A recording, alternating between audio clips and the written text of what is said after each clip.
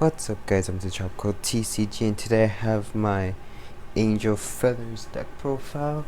This is the deck that I took to our winner box and actually got first place with it. Matchups were first match I played Narukami Gauntlet Buster version. The deck was really strong for what I thought it was gonna be. Just being able to retire to get crits was just insane. Then next I played Shadow Paladins, the new one with all Diablo support. That was a really close 3 games to the point where I actually just won because of luck. Just we both played just our decks to the fullest potential, I guess, and just luck was on my side for those 2 games to the point where he had to G-assist pretty much all 3 games, which is a little unfortunate for him, but I'm kind of happy I scraped away with the wins for that. Then third game I played Narukami again, Dragonic Vanquishers, and that's the same guy that I played in the final top 2. Then for the last round in Swiss I played Royal Paladins, the new alt mile build, and then top 2 was actually me and him, so I got to play Narukami just twice. And if you guys watched the other videos, I'll put the link in the description. I actually won that as well, so I ended up going 5-0 throughout the entire event. So for starting Vanguard, we play Black Candle Azrael. Ability is GB1, Counterblast 1, put her into the soul, put the top card of your deck into your damage zone, and then add a physical card from your damage zone to your hand. So she's just a really good filter, I guess. You can find the cards that you need, and if you see a card in your damage zone that you want and you have GB1, just move her into the soul and then just get something you need. So just a really strong card late game, so this is our starting Vanguard. For our trigger lineups, we have 4 heal, then we have 6 crits, 8 crits, 6 of them being vanilla crits, and then 2 of them being critical hit angel. Her ability is move her into the soul, give something +3. I only have 2 of her because for our strides we do need to soul blast, and if we use it multiple times it uses up quite a bit of soul blast because there's not a lot of soul charging in this deck. So just having a few things that can actually move itself into the soul is really nice. I wanted to see my triggers in a deck more than actually in my hand to use effects, which is why I only run 2 instead of 4. So that's kind of the main reason why I only run 2. And throughout the event I didn't really activate her skill unless it was just trying to push for game, so it didn't really matter. But just having the option to just use her is really nice. And then to finish off the trigger lineups, we have 4 stand triggers being Doctoroid. Doctoroid's ability is GB1, Counterblast 1, put this back into your deck. Choose 2 cards from your damage zone, shuffle it back in your deck. After you shuffle to the top 2 cards of your deck, put it into the damage zone, and then you draw a card. This card's really strong, especially when you're setting up for the final push, or just this is pretty much your key card in your power play, because all of your cards say when something hits the damage zone, give it so much amount of power. His ability is technically cycling the damage, so it's new damage hitting the damage zone.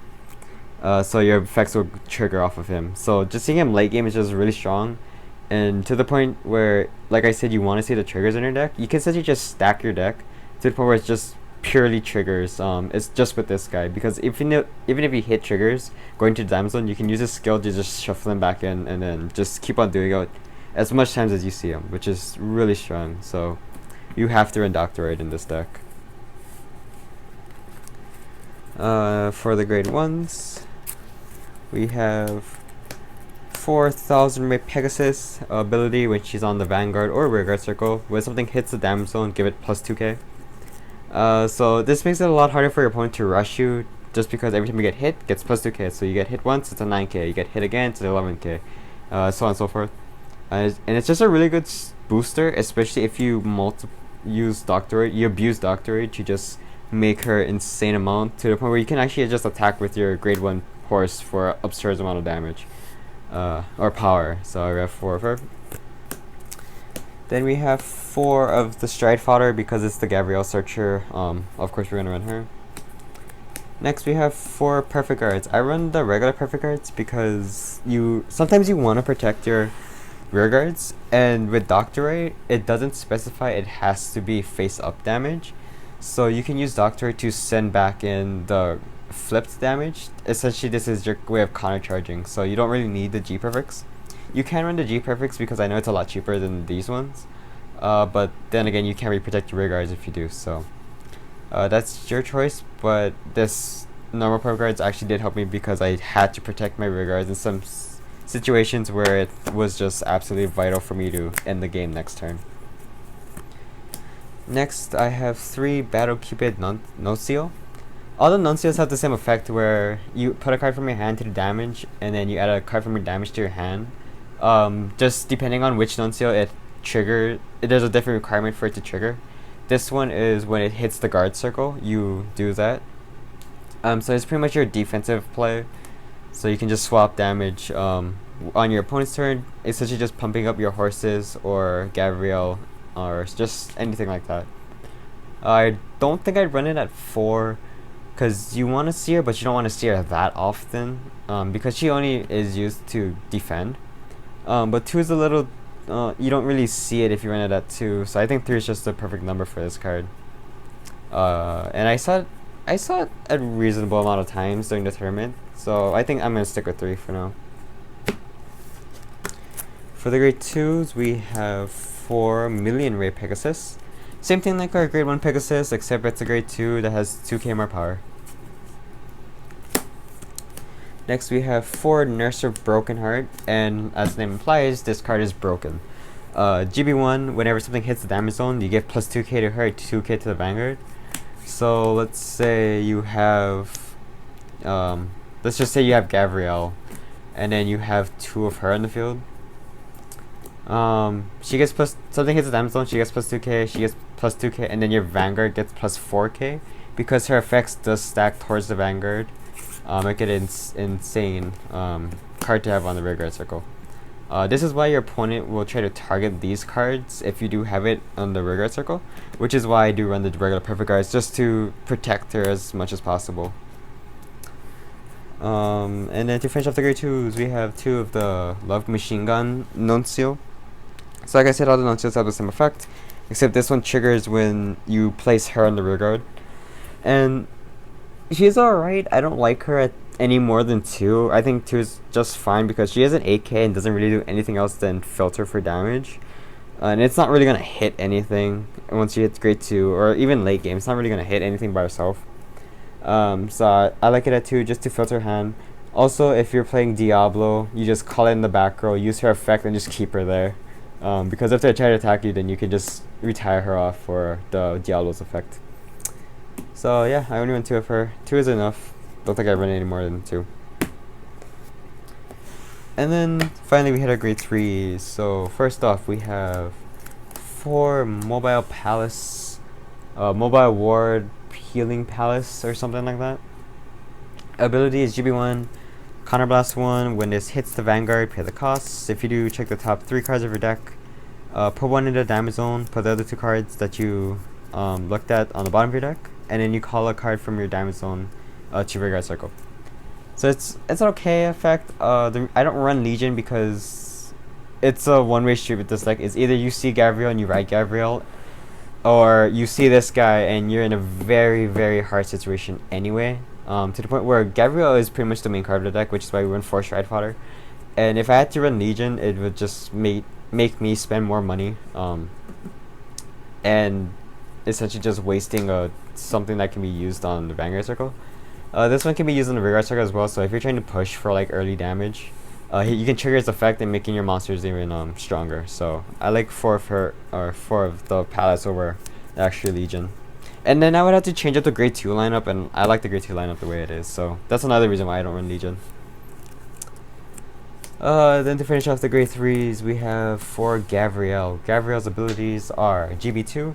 Whenever something hits the damage zone, you get the front row plus 2k. Very strong, very broken, especially with Nurser Broken Heart, because that's essentially 4k. If you have 1 Broken Heart in the field, that's essentially 4k to the Vanguard, and 4k to Broken Heart if she is in the front row. So just a really strong card, and with your GB2, it's just way easier to guard against your opponent's attacks. So for our strides, I run 1 Blizza because, like I said, you want to be a GB2 to be able to guard very easily, because you hit 1 damage, that's just plus 2k to herself. If you hit a trigger, that's plus 7k to herself. But you need to be a GB2, so that's why we first tried Blizza. Until the new Angel Feather card that comes out in Fighters Collection, because I don't think it's any different. Like, I only use Blizza just to get a GB2. Like, I don't even care if Blizza hits or not. So yeah, we're just running with what we got for now, but so I guess I have to use a Blizza to get hit GB2. Then next I run 3, what is it, Holy Seraph Raziel. I run 3 because 1's gonna be used for Blizza when I have to use Blizza, and the other 2 is just for the power plays. Its ability is when she's placed on the Vanguard, Soul Blast 2, and then you take all of your damage and put it back in your deck. Shuffle your deck and then put the same amount of damage that you put back into the deck back into your damage zone. So essentially it just recycles the amount of damage you have. That kind of just pumps up Nurse of Broken Heart, because if you have Nurse of Broken Heart, you use Raziel, you add 5 damage. Use Soul Blast 2, 5 damage goes back into the deck, 5 new damage comes back out, and then she'll get pumped up for 10, giving him as well 10 because it's her and the Vanguard. So it's just pretty much your power play. There's not much else. Like, if you don't have Nurse of Broken Heart or any of the horses, using him is pretty much pointless, because he doesn't do anything other than shuffle damage back into your deck and getting new damage. So, I mean, you can use him if you like exhausted out of your counter blast, and you can use Doctoroid to counter charge, I guess. But other than that, there's no point in using him if you don't have Nurse or Pegasus on the field. But it's a really strong card though, if you do have that field set up. And then for our final stride, we have 4 Holy Seraph Raphael. Ability is flip, or once per turn, GB2, flip one of herself and heal a damage. So that's fun. If you're at 4 damage, just heal a damage. You're at 2 damage, I'll just heal a damage. You're at 5 damage, well, if you're at 5 damage, you kind of want to use him just to get the most of all of the effects, all of the damage. But hey, if you're in a sticky situation, just heal a damage. Angel Feathers is really good at just manipulating the damage zone like its kind intended to be, and she just puts it over the top where it just says, hey, your GB2, heal a damage. It's okay, you just need to know when to go for the power play, or when to stall to like just heal damage to set up for the power play. But Raphael herself isn't really a game ender. She's just kind of there to stall the game, to heal you damage, and then give you your triple drive. So run 4 for her, because it's always good to heal. Okay guys, that's pretty much it for the deck profile. This has been the deck that I played at our winner box and got first place with, so it was pretty cool. I want to thank Game Nights for actually hosting the event. That's our first ever winner box tournament since the shop opened, so I hope to see more in the future. Thank you guys for watching, and I guess I'll see you guys in the next one.